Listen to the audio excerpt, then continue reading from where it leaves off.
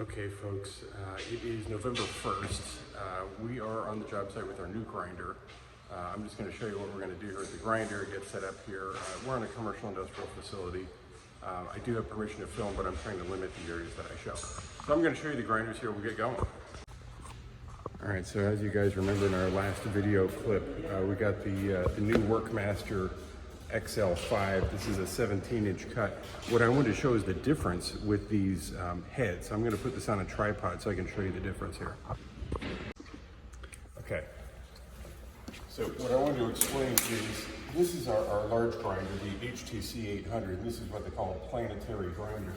And the reason why it's planetary is they rotate like planets around the Earth. So you can see you rotate this. These discs spin, and then the whole disc spins the opposite direction. That's the planetary grinder. This one is not. These are all stationary heads, and they all rotate like that in opposite pattern. So the plan is we're going to use this mostly for edging, although you can do polishing with it. I've never tried it, so we'll find out. But we have this hooked up to our 483 phase, so it runs off the power of all our other equipment. So we'll get this set up and get started. I know there's a lot of background noise here. I might make a voiceover and all this stuff, but we're just getting ready to start up now. This is the first time we're turning this on. Here we go.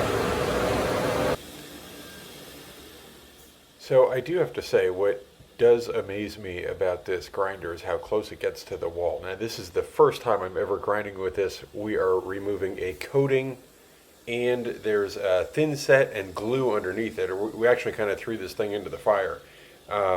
This is a lot for any grinder to do. But look at this. On the first pass, this thing ground right up to the wall. It left 1/8 of an inch up against the wall. Now, I run 483 phase, and I'm glad I run the 483 phase because I will admit this thing did bog down a couple times when I got into heavy glue, which any grinder would do. What we also find out later in this clip is even for our large 32-inch grinder, this coating was quite a challenge to take care of. But it did work. It worked really well, and for us, I think this is going to be a great complement to our equipment. What I did want to show is look at how tight this thing gets in the corners. Even if I used my 6-inch hand grinder and went to get in that corner, I'm not going to get any closer than that got to that corner. So now I don't need to crawl around on the floor with my hand grinder. Because there's so many repairs on this floor, I still ended up having to get the hand grinder out a little bit later, but this saves a lot of time on the edges. So now Jeff takes over with the Workmaster, and he's going to start doing those edges. I am going to get set up to start doing the Cove behind him. So what we're doing is the perimeter first, then I'm going to do the Cove base, and then we're going to grind the rest of the floor. That way I can work while Jeff grinds. So I'm going to start applying Cove strip, and this is a plastic strip with a little angled edge on the top that you finish up to, and then on the back there's a self-adhesive strip, so you just peel it and stick it. So I'm going to get set up to go around the perimeter, and I'm going to start putting this on. Now what I always do is, in this case here, we're doing a 4-inch Cove. So I have my 4-inch Cove trowel, and I set my 4-inch Cove trowel up on edge so I know how high the strip is going to be. I peel the back a little bit. I set it right on top, because there's a lip on there, right on top of the Cove trowel, and you simply peel the back and slide down the Cove and glue it to the wall. It's actually a very fast process. I could probably do, I'm going to say 100 feet in like 20 minutes with this, if that. So you see I'm using the trowel, and you just pull the tape as you go and work your way right around the whole perimeter.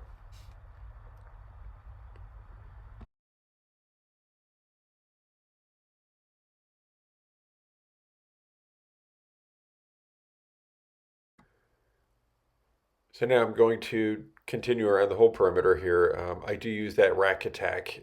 That rack attack is the best piece of equipment. I can ride on that thing all day long. My back does not hurt at all. So you can see in the background, Jeff is still doing the edging with the grinder, and believe it or not, I actually catch up to him with the Cove strip because it went so quick. Okay, so we got done doing this whole edge. Look how close this thing gets to the edge. It really did a good job, it really did. And this was a pretty thick glue and I don't know if it's epoxy or paint, whatever this is on here, I don't know. But it really did a good job. There might be 10 or 20% on some of these diamonds, and I'm okay with that. But most importantly, I didn't have to crawl on the floor at all to do the edges, which is what I've been doing for 27 years. So I'm thankful for that. So all in all, this Raider XL5 did a great job.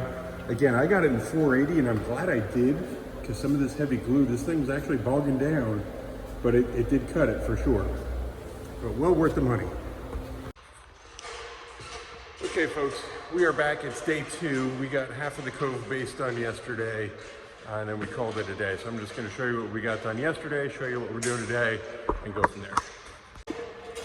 All right, so this is the Cove that we installed yesterday. We still have to clean this up, but we did everything on the right-hand side there. Now we have that whole wall to do there. Jeff's picking up screws with a magnet. It seems like there's always screws on job sites, and this is what we're doing here today.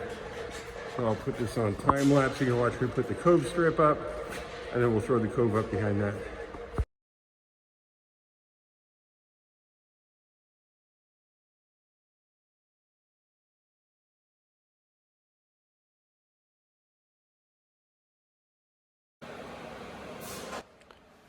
Okay, while Jeff is vacuuming, getting everything prepped there around the perimeter, I'm going to mix up the first batch of the CFS1 Cove. Now, the way this comes, it comes in a bucket. The sand is in the bucket, and then there's a part A and B of epoxy that you mix with it. So you always mix the epoxy first without the sand in a bucket, so the epoxy is mixed properly, and then you add the sand to the mixed epoxy to make your mix. This is all pre-proportioned. What's great about it is you don't have to mix any or measure anything. It's all pre-proportioned. Mix A and B together, throw the sand in, it's a perfect mix. You trowel it on the wall. So now I'm going to use a regular mixing paddle to mix the epoxy. And then after I mix the epoxy, we'll add the sand, and I'm going to use a larger paddle to mix the mortar.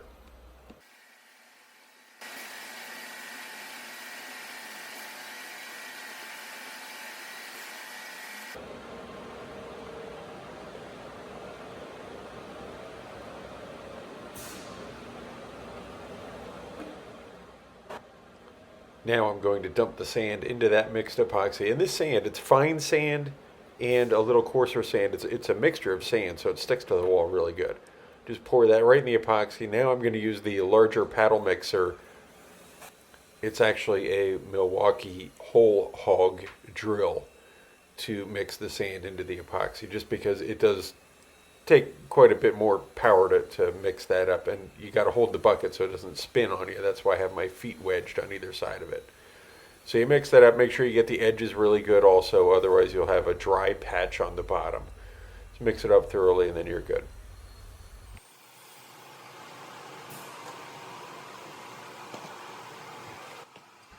Okay, so when applying the Cove mortar, you take a margin trowel, you drop it on the floor, just little dollops along the way there. You take the margin trowel and you kind of force it into the surface. Doing this on a vertical surface, it's not like super easy. You got to kind of work it on there a little bit. So you see I push it on with the margin trowel, and then after I kind of get it set, I take the Cove trowel and just go back and forth with the Cove trowel. And it takes a little time till you get the feel of the pressure you need to like make this look good. And then any excess material you just kind of scrape off and push down to the next section. What's nice about this Cove strip is that top edge on the Cove strip, after this sets the next day, you can just take a 5-in-1 scraper and just slide it right down the edge, and it chips off all those little sharp edges that hang onto the top of the Cove strip. So it makes a real nice clean edge. So now at this point, Jeff comes in with me and he just gets ahead of me with a margin trowel, and he starts placing the material in there for me, and then I throw it up on the wall. It just kind of makes it quicker for me having the material staged out ahead of me. So I think the first day we did about 190 feet of Cove strip, and on the second day I want to say it was about 170 feet. It took us about 2.5 or 3 hours each day just to do the Cove around the perimeter.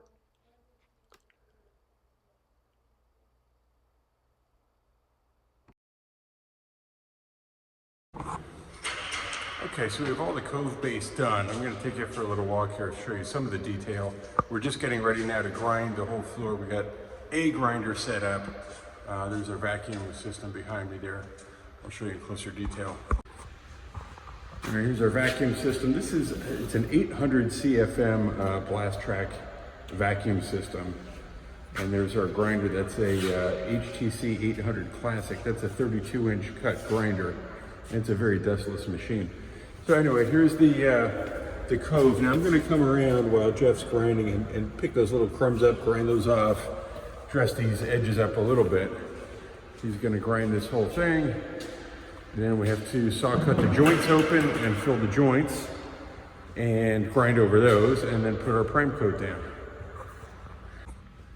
Okay, so we're just getting ready to start here. We had a quick bite of lunch.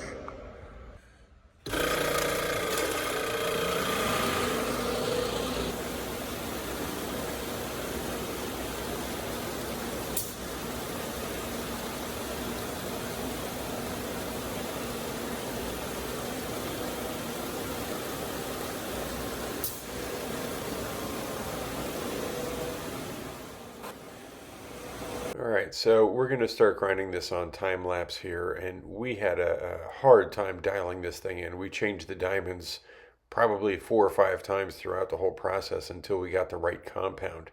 The concrete acted as if it was real soft when we first started, but it wasn't.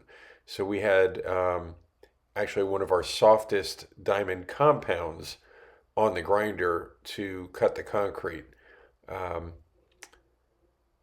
But Jeff starts grinding away. I'm going to dress these edges up, and we're going to make our way across this floor slowly. So as Jeff is continuing to grind here, I'm now going to start saw cutting the joints open and filling the joints with the polyurea filler. Okay, so we're at the end of day 2. So we're encountering some pretty tough concrete grinding this. There's a coating on it, there's glue underneath it that we couldn't tell. So anyway, we're about, I don't know, 2/3 of the way ground. And here's the line right behind me there. So what had happened is everything ground behind me. I cut the joints open right away and I filled them right behind Jeff. So I'll show you what I did there. Okay, so this is the area that we ground. There's still a film of dust. We have to vacuum all this up. There's still patching we have to do. There's these little holes like that all over the place. So we're going to use the 343 for that. The Cove, we just have to detail this side yet. So we're getting there. This is the end of day 2. By tomorrow, probably 1 p.m. or so, we'll be ready to put the prime coat on. So we're going to call it a day, but we will see you tomorrow. Okay, folks, day number 3. We're back here in the morning. So Jeff is going to continue grinding this last area, which is, I'm going to take a guess, I don't know, 1,000 square feet, 1,500 square feet, something like that. In the meantime, I'm going to be behind him. I'm going to be cutting joints open, patching all the little holes. There's lots of like nail holes and stuff in this floor that need to be patched.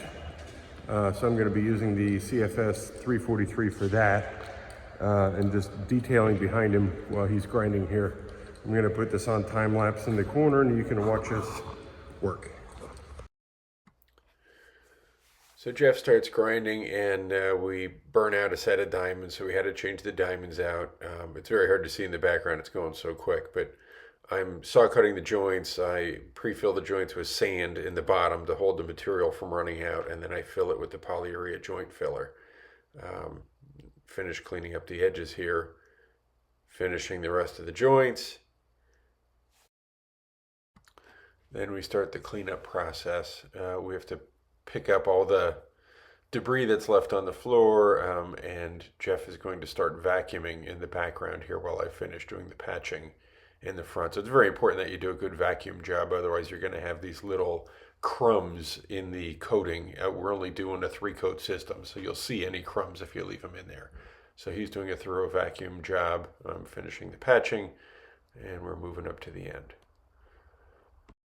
Now this is where I had to get the hand grinder out. All those joints that I filled, I'm just taking the hand grinder and running over them real quick just to get a scratch on top of the joints so our material sticks to the joint filler, just so we don't have a bonding issue with that in the future. We try to take every precaution we can so we don't ever have a failure.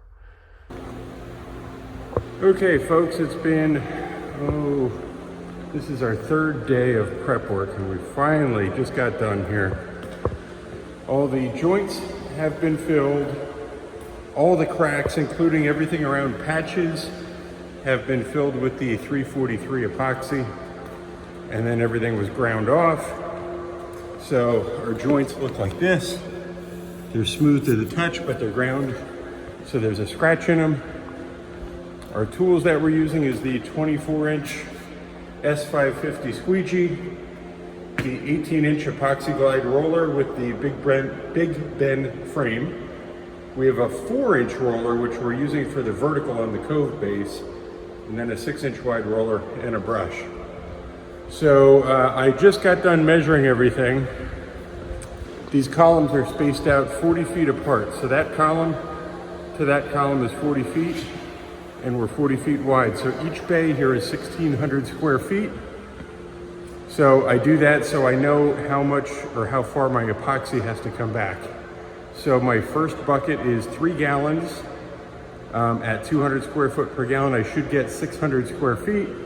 So if I make it to about here, I should be happy with the first bucket. So anyway, we are going to put this on time lapse and we're going to get at it. It's been a long day again. Okay, so I mix material. I always pour it across the end there, and I start squeegeeing parallel to the back wall, and Jeff will start to back roll perpendicular to the way that I squeegee. We always do that. That way everything is consistent. Consistency is so important with these floors. So Jeff's rolling along. I keep mixing as we go, and I'm actually doing 2 3-gallon buckets at a time. So I'm doing 6 gallons. I pour it out, squeegee it out quick, do the edges, roll it up the Cove base, do the edges, and Jeff just keeps back rolling the floor as I go, and it seems to work out pretty good. As soon as he catches up to me, I mix up the next batch. So there's a small room about 20 foot by 20 foot connected to this, so I just pour this out, squeegee it out, and then I'm going to take a 4-inch roller on a 2-foot extension pole and go right around the perimeter. It's great. I don't even have to tape the edges. I mean, the 4-inch roller comes right up to the top of that Cove strip. Makes it easy. So Jeff is going to finish up that small room, and I get everything out of his way so when he's done, he can at least step out of there without tripping over it. And that's it. We are done for the day.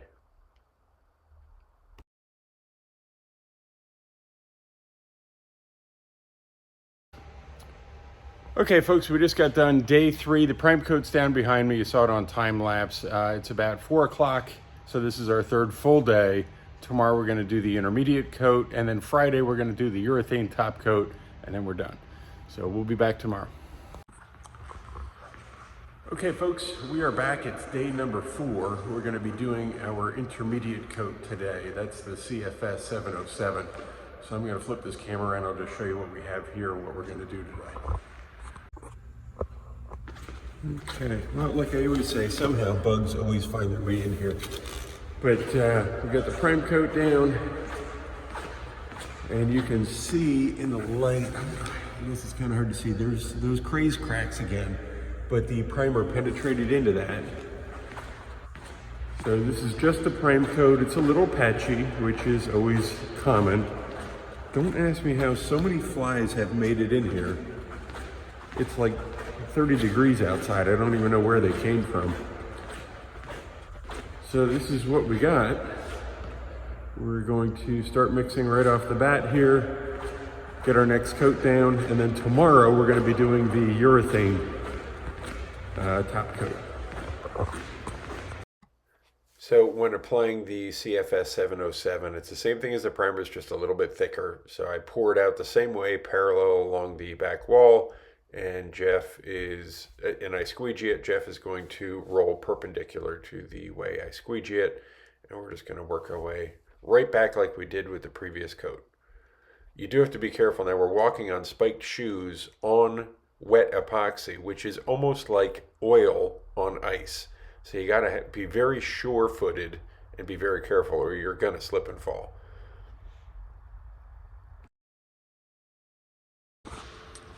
Okay, folks, we are back. Day number 5. This is our wrap-up day. So I'm just going to show you what the floor looks like. I'm walking on the CFS 707 that we installed yesterday. Today we're going to be installing the CFS 322. It's a high-performance urethane top coat, same color. Okay, so this is what we have. This floor was in really rough shape. We spent 3 days prepping this. Here's our Cove strip, and normally what I will do, the Cove base, and I'll have them caulk and paint down to that line. But this is what we have. Jeff's picking up some flies. Don't ask me how flies are even around anymore. It's cold outside, but somehow they find their way in here. Bugs love epoxy. So this is it. Day number 5, we're gonna get that urethane top coat down. I'm gonna put this up on a tripod here and put it on time lapse so you can watch us. Okay, when we're putting this urethane down, we put it down, it's 400 square feet per gallon, but this is a dip and roll product. We do not squeegee it out. It sets too quickly.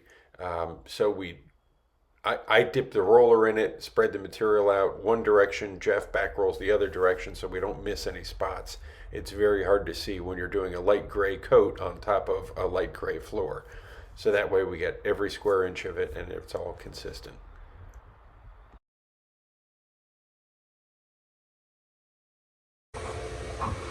Okay, folks, so we just wrapped up. This is the 5th day here. We just got done doing the top coat of the CFS 322 high performance urethane. I'm just going to open this door. I'll show you what we have, and that's all we got for today. As always, thank you for tuning in. If you like what you're watching, please subscribe, hit the like button, and if you have any comments, leave them below, and please be nice. Have a good weekend. Thanks for watching. All right, I'm very limited what I can show you just because I'm reaching in the door here. But this is what we have. The odor is really high right now. This urethane is a pretty smelly material, but you see the high gloss we have, and that's it. So all of the materials that we use are available in our online store. So if you go to our website, concretefloorsolutions.com, go into our online store, and you can find all of the materials. So once you go into the online store, first we're going to go into the epoxy section. The prime coat that we put down was the CFS 707 LVP. So here is the CFS 707 LVP. You can choose what size you want and what color you want. And then after we do the prime coat, the intermediate coat is the CFS 707. Again, you can choose the size and the color. And then for the urethane top coat, if you go into our urethane section, this particular job we use the CFS 322. And again, you can choose the color and size. And we use the 3-gallon kits on that particular job also. And as far as patching went, we used the CFS 343, which is available in our repair material section. And these come in 1-gallon and 2-gallon kits. Everything is free shipping in the store.